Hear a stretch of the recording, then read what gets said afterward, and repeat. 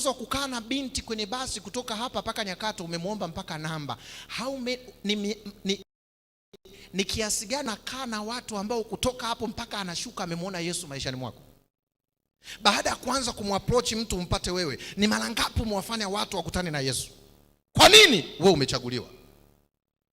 Namuona Yusufu. Naomba nikimbie kwenye Yusufu niwape mfano wa kuchaguliwa. Yusufu katika watoto wote 12 peke yake Yusufu ndo alionekana mtoto kidogo anaelekea. Na Mungu alivyokuwa anamwangalia Yusufu alikuwa anamuona tofauti na wengine.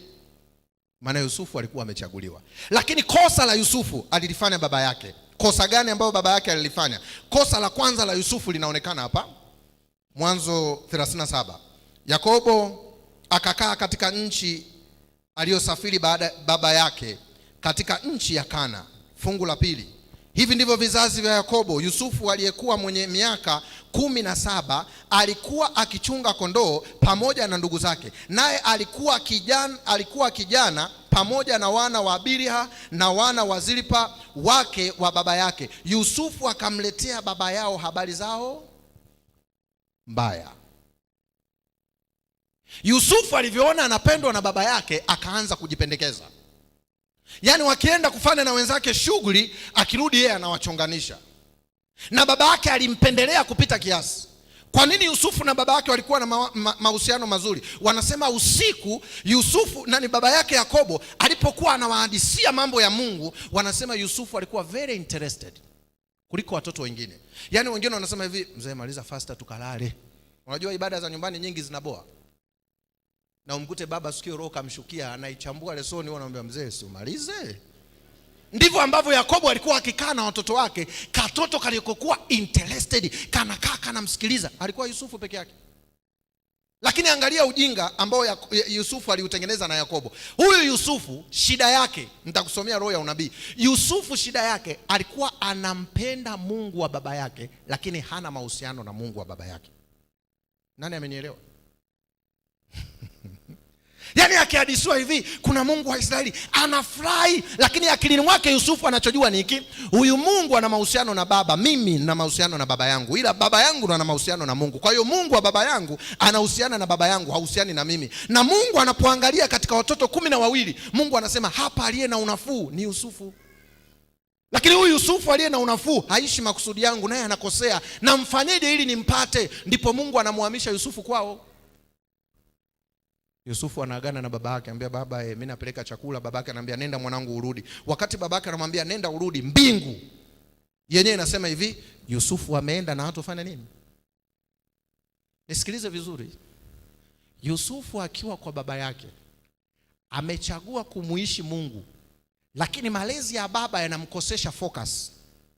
Na Mungu alipoona choice yake moyoni, Mungu aliamua kudili na Yusufu moja kwa moja. Nisikilize uliokuweko hapa, usiruhusu focus ya maisha yako kuharibiwa hata na mzazi wako. Make sure Mungu ni namba 1 kwako. Na mbona Yusufu yuko njiani anatembea, hana hili wala lile, anawaona kaka zake kwa mbali, anaenda kwa shangwe anashangilia. Wakati anawashangilia kaka zake wanasema hivi, bora anakuja tumuue. Wakati kaka zake wanapanga wamuue, eti mbinguni wanapoangalia ratiba, ramani ya Yusufu, Mungu anasema hivi, no, hapaswi kufa, bado hatujamaliza naye kazi. Malengo yake ya kuishi kwake duniani na anachokiendea ni vitu viwili. Kwa hiyo wanamshika, wanamtupa kwenye shimo, wanajua wanaua, lakini Mungu anajua anachokifanya. Nisikilize uliokuweko hapa, hakuna kitu kinachokutokea maishani mwako ni bahati mbaya kwa Mungu. Nilikuwa namhadisia mama yangu leo nikiwa niko form 3. Babangu akaniambia umechagua Sabato wewe, kuanzia leo sitakulipia ada, sitakuhudumia chochote. Na mimi nikamwambia sawa. Shule nilikuwa nasoma ilikuwa ni Kibiti, ni mbali kidogo. Nilikuwa tunakaa Mombasa, shule iko Kibiti. Mimi nikamwambia baba sawa. Nataka nikwambie hakuna kinachotokea maishani mwako ni bahati mbaya kama unaishi kwa makusudi ya Mungu. Ikafika kipindi cha kwenda shule kutoka Mombasa mpaka Mbagala stand ni mbali. Nikapiga magoti nikamwambia Mungu naomba niokote pesa njiani. Unafikiri niliokota? Nilitembea kwa miguu mpaka nimefika Mbagala, sijaokota nauli, miguu inapwita na sina nauli ya kwenda shuleni. Na Mungu yupo.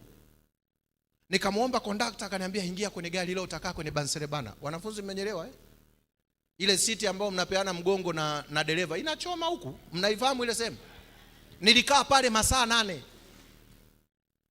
Naungua, nasimama, narudi, naungua, nasimama mpaka nimefika. Nikaanza masomo, wakaanza kuita majina ya watu wasiolipa ada. Ndio muujiza wa kwanza nikauona wa Mungu. Kila wakiitwa la kwangu aliitwa. Lakini suruali ya shule chafu, shati halifai, sina confidence hata kusimama kwa watu kuambia Yesu anawapenda. Muonekano wangu tu unaonyesha mimi sijitoshelezi. Na Mungu yupo amenyamaza. Wakati mimi naona mateso, nakumbuka kuna kipindi nilikuwa naenda sehemu kwenye ile shule nyuma kulikuwa kuna poli. Naenda naanguka chini mpaka nalia. Naambia hivi, Mungu kweli wewe niliyekuchagua ni sahihi na upo kwa ajili yangu? Lakini kumbe mbingu juu ikiangalia kwenye ratiba zake inasema bado Peter, bado. Kwenye ratiba yetu mbona hiyo sehemu ni ndogo sana, bado tuna kazi na wewe. Hivi umewahi kuwa proud kwa hilo tu? Hilo tu, yani kwamba popote mimi nitakapokuwepo, imani yangu it's God himself. Kwa sababu siishi ninavyotaka, naishi ninavyotakiwa. Wakati Yusufu anakamatwa, anatupa kwenye shimo, ndugu zake wanasema no, tusimuue tumtoe. Sio ndugu zake, he was God himself. Mungu anadili na maisha ya kama anavyodili na Yusufu, ndivyo anavyodili na maisha yako. Ila kama umemchagua kwa dhamiri ya moyo wako. Na muona Yusufu anatolewa, anauzwa. Wakati Yusufu anauzwa, nampenda sana mwandishi mmoja wa Kimarekani anaitwa Ellen G. White. Kwa wale ambao mnatutazama mbali, wakati Yusufu anauzwa, cha kwanza ambacho kibaya kilitengenezeka kwa Yusufu kabla hajauzwa akiwa kwao, wanasema hivi, he was becoming self-sufficient. Alipokuwa anasifiwa na kupendwa na baba yake, akaanza kujitegemea. Sikiliza, ukishaanza kujitegemea tu, maana yake hautaishi makusudi ya Mungu, utaishi makusudi yako. Miti yote kuleni, mti usile. Walipoamua kujitegemea, walikula walichokatazwa. Na Yusufu alifikia pointi ya kuanza kujitegemea, na anaanza kujiona, mimi napendwa, suti zangu nzuri kuliko za wenzangu, mimi sio sawa na wenzangu 11, mimi ni mtu special. Anaanza kujisifia. Mungu anapoangalia anasema ni kweli Yusufu hata ana interest ya kutusikiliza. Ni kweli Yusufu anapenda stori zetu, lakini bado hajaanza kuishi makusudi. Hivi unajua kuna watu wengi wako kanisani na hawaishi makusudi ya Mungu. Ngoja nikusogelee karibu. Hivi unajua kuna viongozi ni wazee wa kanisa na hawaishi makusudi ya Mungu. Hivi unajua tuko sisi wachungaji ambao tunapoteza muda. We are just living. Lakini hatuyaishi makusudi ya Mungu. Tunaishi na professional bila kuwa na Mungu. Ndicho nachokiona kwa Yusufu. Kwenye ibada yupo, amekaa na abudu, lakini mbingu inapomwangalia inamuona kabisa bado hajafikia tunakokutaka. Kwa nini? Yusufu anaishi akiwa anataka kwenda mbinguni. Yusufu anatutegemea sisi ili tumponye. Yusufu anafunga kwa maombi ili mimi Mungu nimsaidie mwanae awe mtoto mzuri. Yusufu anafunga kwa maombi kwa sababu anataka wajenge kanisa. Yusufu anajinyima kwa sababu anataka hiki, lakini sio Yusufu anafanya kwa sababu anataka yaishi mapenzi ya Mungu maishani mwake. Huyu mama anasema neno la pili, nisikilize vizuri. Yusufu alipouzwa, cha kwanza kilichokuja kwenye mind yake, anasema kilikuja hiki, then he thought turned to his father's God. Nasema kwa Kiswahili, kwa mara ya kwanza Yusufu anapouzwa, Yusufu akilini mwake anaanza kujiuliza, baba hayupo, ndugu hawapo, nimeuzwa, mimi ni mtumwa, nani anaweza akanisaidia? Ndipo Yusufu akili yake nasema hivi, yuko yule Mungu baba aliyokuwa ananihadisia. Nilikuwa namchukulia ni Mungu wa baba, lakini sasa na mimi namgeukia. Bwana Yesu asifiwe. Kama kuna pointi mbingu ilishangilia kuliko pointi zote, ni hiyo pointi. Mwenzangu, kuna vitu nikivisoma najikuta kweli yani seriously naona hadi raha moyoni. Yusufu anasema hivi, sina sasa wa kunisaidia. Ndugu zangu wa damu wameniuza, baba ninayemtegemea hayupo, nimeuzwa, mimi tena ni mtumwa wa huyu aliyeninunua. Ni nani anaweza akanisimamia? Ndipo Yusufu anasema hivi, imetosha, sasa ninarudi kwa baba yangu. Na mbingu kule mbinguni, wakati Yusufu anauzwa, eti mbinguni kuna sherehe. Sijui naeleweka ninachokisema? Yusufu ni mtumwa, mbinguni namuona Baba, Mwana, Roho na malaika. Samanini, mimi nahisi, sina uhakika. Namuona Baba mbinguni anasema oyo. Malaika wengine wanashtuka wanasema vipi mzee kuna nini? Anaambia chekini jamaa, cheki jembe. Cheki ndume hiyo. Vipi? Amerudi, kashakuja kwenye kaingia kwenye 18. Mungu anakuwa proud, nilimpoteza Yusufu. Hivi mnajua kuna watu wanaishi duniani wako ndani ya kanisa ila wamepotea? Did you know that? Wako watu ndani ya kanisa, waimbaji wazuri, wahubiri wazuri, wana karama kubwa, lakini wamepotea. Kwa nini? Hawaishi makusudi ya Mungu. Wanaishi nini? Professional na kanuni na taratibu za dini, ila hawamuishi Mungu. Unajua wengi wanaishi na taratibu za dini kuliko mwenye dini. Ngoja nikupe mfano. Sikumbuki hichi kitabu kiko wapi, ila nikihadisia utakumbuka. Mnamkumbuka yule kijana aliyekuwa anaumwa miaka 38? Alikuwa amelala anaumwa, anasubiri bilika lichafuliwe na yeye akaguse maji. Mnamkumbuka? Yule kijana alikaa pale miaka 5, mkewe alimwacha, ndugu akamwacha. Unajua kwa nini aliachwa akakaa peke yake? Alikuwa ameparalyze mwili mzima, kinachofanya kazi ni nini? Na watu ambao mwili mzima ufanye kazi, inafanya kichwa tu, wana mikwala. Umewahi kumuuguza mtu hivyo? Unasikia niletee maji, haraka nitakuumiza, wakati kinachofanya kazi ni nini? Yaani wewe anakuambia nitakuumiza, ukifika anakuambia hem nigeuze upande huu, wakati wamesema nitakupiga. Huyu kijana kwa sababu alikuwa amelala hivi, ndugu wote wamemwacha, hawezi kugeuka. Haja ndogo ikija hapo hapo, kubwa ikija hapo hapo. Na mtu ukilala sana mgongo unatoa vidonda. Ukitoa vidonda, haja kubwa na haja ndogo inatengeneza funza. Analiwa na funza akiwa hai. Sehemu aliyopo inanuka, hakuna mtu aliyotamani kusogelea. Miaka 30 ngapi? Yesu akaenda mpaka alipo. Kwa nini hakwenda kwa wengine? Alafu alipofika anamwambia hivi, unataka kupona? Muangalie alivyokuwa mjinga. Anaanza kusema taratibu za dini. Unajua ngoja nikwambie, hapa ili upone, bilika lile likitifuliwa, akija mtu akakuchukua akakuingiza, umepona. Anasahau anayeongea naye ndiye anatumaga au malaika. Ni watu wa pasiasi. Ingekuwa kwingine wangesema amina. Nyinyi mna matatizo gani? Sijui mnaelewa au sijui naelewa mwenyewe. Yaani aliyesimama pembeni anayeongea naye anamhadisia taratibu alizozianzisha. Ambia unajua hapa malaika, umeulizwa swali unataka kupona, jibu ndio. Lakini anaanza kutaja taratibu za dini. Anamwacha mwenye nini? Yesu akaona siwezi kubishana naye sana, akamwambia haya simama uende. Na niliwaambia jana, Yesu akiongea ameumba. Yaani neno la Yesu na la kwako ni mawili tofauti. Wewe ushatutisha sana. Uje kumsikia mama yako mzazi anajisaugi, "We mtoto nitakuua." Mpaka leo upo. Lakini Yesu akijisahau tu akasema, "Bichwa lako kama ng'ombe." Tunakusikia, "Mo, ushakuwa ng'ombe." Kwa sababu yeye neno ni uumbaji. Kwa hiyo Yesu anapomwambia yule kijana hivi, "Simama uende." Kijana huyo papu kasimama, msafi. Kakunja godoro kabeba, akakutana na mchungaji, shemasi na mzee wa kanisa mlangoni. Wewe umebeba godoro leo siku gani? Akamwambia Sabato. Tunabebaga mizigo.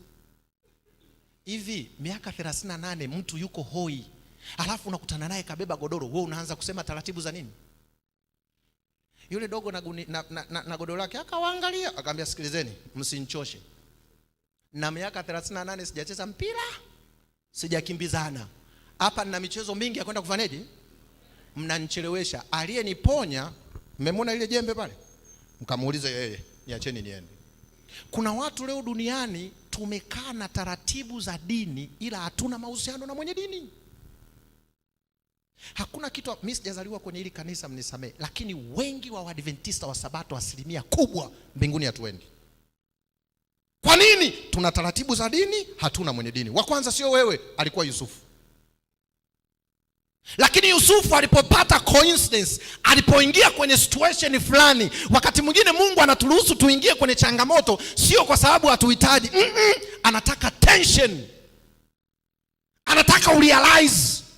Mungu anataka uanze kuona huna lolote unaloliweza wewe, hukujiumba, niliyekuomba ni mimi na kazi na wewe duniani. Ndipo Yusufu anasema hivi, anageuka anamwambia sasa Mungu, I'm nothing, sina lolote, ingilia kati. Mungu anasema sasa Yusufu amekuja tunakotaka. Angalia Mungu alichokifanya. Hakuna maneno ambayo unayapenda kama haya. Mungu alichokifanya ni hiki. Sikiliza, anasema hivi, but God did not leave Joseph to go Egypt alone. Hilo la kwanza. La pili, angels prepared the way for his reception.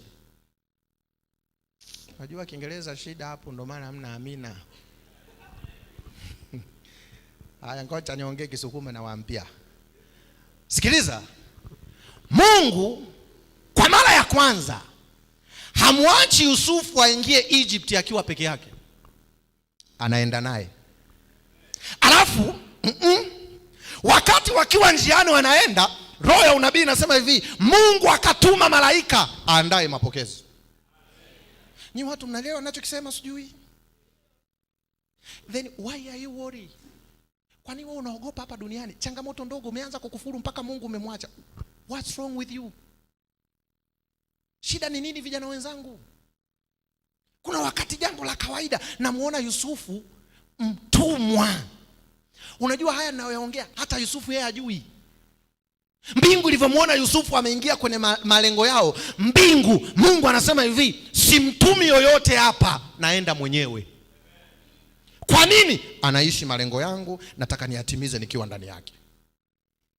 Halafu Mungu wakati yuko na Yusufu ameshika kamba ya ngamia, juu ya ngamia kuna watu wamepanda, waliokaa kwenye ngamia wanamuona Yusufu mtumwa, lakini mbingu inamuona shujaa na waziri mkuu wa Egypt. Nyinyi sijui mnaelewa ninachokisema? Nahisi kama mnielewi. Wakati mimi ndugu zangu wanagawana watoto, wakija kwangu wanasema no, huyo hafai. Leo hii sisubiri kusifiwa. Naanzaje kusubiri kwanza nisifiwe? Najisifia zangu kabla sijafa. Leo hii sisubiri kusifiwa. Leo hii najisema mwenyewe kabisa, miongoni mwa watu I am also. Kwa nini? Naishi kwenye kusudi la Mungu. Walioniona nobody, they can see somebody. Hata wewe uliokaa hapo usijidharau, wewe umechaguliwa. Haijalishi level ulionayo sasa. Yusufu ameshika ngamia, anatembea juu ya ngamia, wamekaa boss waliomnunua, lakini Yusufu aliye chini anayetembea amefungamanishwa, anatembea na Mungu. Alafu Mungu anapotembea na Yusufu anasema, Yusufu huko mbele nimemwandaa malaika anatutengenezea reception. Mapokezi yanaandaliwa na malaika. Wewe ukitoka hapa mapokezi yako yameandaliwa na nani? Wewe uliokaa hapa mapokezi yako yameandaliwa, unapokelewa na nani? Watu wanamuona ka Yusufu kahovyo, lakini mbingu inamuona somebody there. Yaani hivi ninavyoongea na wewe hivi, mbingu inavyotuangalia hapa Pasiasi tulipokaa, inapofika kwako kule mbinguni, Mungu anasema yes, there is somebody there. Kuna mtu pale. Huyu mtu, kuna vitu vichache tu, sikiliza vizuri. Sio yeye wa kwanza, alianza Yusufu. Na hivi vitu vichache ili nivitengeneze, lazima nimruhusu apite hapa. Nisikilize, unapopitia magumu, usiblame, usishutumu, usitukane, usilaumu watu. Ingia chumbani, anguka magotini, mwambie Baba, what's wrong with us? Ingia chumbani kwako, kaa. Sometimes usiende kuomba, nenda kamsikilize. Ingia mwambie mzee, leo sina la kukuambia ila nimechoka. Kuna nini kinaendelea? Trust me. Mungu atakupa vitu vya kusema kwa watu. Naona Yusufu hivi, unajua hakuna wakati Yusufu alikuwa na furaha na amani kuliko wakati wote kama akiwa mtumwa ameshika punda, ameshika ngamia. Yesu anasema hivi, alipoona Wayahudi wamemkataa 1 na miezi 6, wakati ulipopita amewaita wengi, anaona wanamkatalia. Yesu akasema, katika hawa wanafunzi wako wakina Yusufu? Nahitaji watu ambao mimi nisipokuwepo wao wakiwepo. Trust me, niamini ninachokwambia. Wakati Yusufu anaambiwa lala nami, hakuwa Yusufu, he was God himself. Ukitaka kuamini, nitalisema mbeleni, nenda kwenye lile fungu kasome. Utaona nasema hivi, Potifa alipomuona Yusufu hakumuona Yusufu, alimuona Mungu. Lakini mke wake alipomwangalia akamuona Yusufu. Watu wawili wanaishi nyumba moja, waliona vitu viwili? I will tell you why. Nitakwambia kwa nini. Lakini mwanaume alipomwangalia Yusufu akasema, no, huyu mtu sio wa kawaida. Sikiliza bwana, mali zangu zote kaa nazo wewe. Aliyekabidhiwa mali sio Yusufu. ila aliye ndani ya nani? Ngoja nikunong'oneze. Hata sasa hivi ninavyoongea na wewe, ukiingia kwenye malengo ya kuishi anayoyataka Mungu na Mungu akaingia ndani yako, trust me, tutamwona Mungu ndani yako. Hata sasa unavyolalamika kazi hazipatikani, shida huko mwenyewe. Hapo ulipo unalalamika kazi hazipatikani, lakini hatukuoni, wewe mwenyewe ni waovyo. Hujapata kazi, una mademu wangapi? Ukipata, yaani hapo ni muimbaji tu, muimbaji tena sauti ya ngapi? Unakuja hapa parimpa bamba bamba tumba bamba rinda parada. Ukitoka hapo una mabinti wangapi? Halafu umekazana, baba fungua mbaraka kazi ipatikane. Mungu anajiuliza, tukitoa mbaraka kazi ikapatikana, hawa wawili jumlisha na kipato watakuwa wangapi? Mungu ndo maana anasema hivi, ngoja kwanza, subiri akae kwenye nini? Na mimi nitoe wito jioni ya leo ninapofunga, wadogo zangu, nisikilize vizuri. Sijui kama utanielewa hichi ninachokisema. Mimi sina hofu ya maisha. Naomba usiwe na hofu ya maisha. Cha kwanza kinachonifanya sina hofu ya maisha, ulikaa na Mungu kumuomba akuzae? Mungu aliomba ushauri akuumbe? Si aliamua mwenyewe? Kwa nini? Then why are you worried? Kama sikujizaa, sikujiweka kwenye dunia, sikuomba, aliamua niwepo, then why are you worried?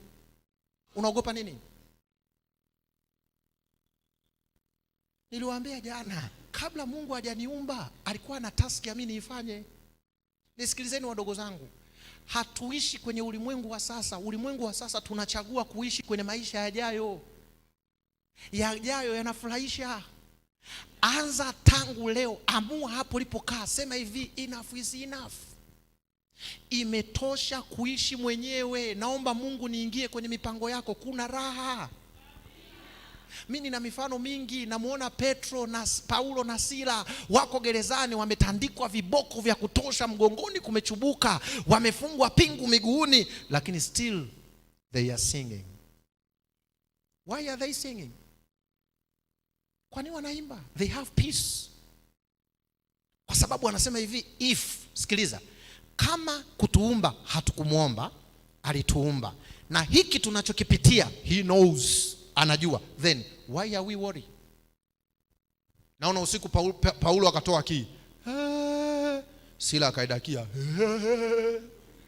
Watu wenye maumivu na wamefungwa walipiga mziki usiku wa manane. Ndume zilizolala usingizi ziliamka. Wewe umewahi kuimba mpaka aliolala aliamka? Wafungwa wengine usiku wameamka, wako milangoni wanasema na wao sijui watakuwa, unajua kuna mtu ukiwa hujui nyimbo kuna hami ile. Watu wangapi? Roho ya unabii inasema hivi, even God himself, hata mbinguni ikasema no, hatuwezi kuvumilia, twende tukawajoin. Waliposhuka kwenye gereza, malaika na Kristo mwenyewe, tetemeko, gereza lilifunguka. Wafungwa baada ya kuona mlango wa kutoka, wao wamekazana kwa Paulo na Sila, na milango imefanyaje? Watu wawili walileta changes kubwa. Kwa nini? Waliingia kwenye track ya kuishi mapenzi ya Mungu. Unachelewa nini mdogo wangu? Nini kinakuchelewesha? Sikiliza, ukitaka kutengeneza thamani yako duniani, go to Jesus. Hutakuwa na haja ya kuconvince watu wa kuone wewe ni nani. Automatically Mungu ataonekana ndani yako. Mimi niwatie moyo jioni ya leo. Mimi sijui maisha yako yalivyo. Sijui magumu unayoyapitia sasa. Sijui changamoto zako. Ila nalojua ni hili. Go back to Jesus. Nenda kwa nani? Na mimi nikuombe. Hebu tupige magoti. Omba. Sikiliza. Mimi sikuiti hapa mbele kwa sababu hapa mbele it's kwangu mimi, God can hear wherever you are. Hebu piga magoti, tumia dakika moja, talk to yourself. Na usijisikie, sikiliza, jiachie kwa Mungu kama alivyojiachia Yusufu. Kwa nini? Kwa sababu Yesu alipoona watu hawafai alienda kuomba. Nitakwambia kesho hivi tunavyoongea, Yesu anahangaikia maisha yako. Hebu jisikie kutoka moyoni, usijiwekee wigo, jiachie moyo wako, sema na Mungu wako, achia hisia za ndani, na ninakuhakikishia Mungu atafanya kitu maishani mwako. Na baada hapo mimi nitamalizia kwa ombi. Yaani ongea na Mungu willingly, mwambie yani vile unavyo feel, na hata usijiwekee ukuta, kwa sababu mojawapo hujajiumba, hujajiweka duniani. Sasa hebu zungumza na aliyekuumba, mwambie hivi, nimeanguka miguuni pako, naomba kufungamanishwa na wewe, niatende mapenzi yako. Kisha mimi nitamalizia kwa ombi la mwisho.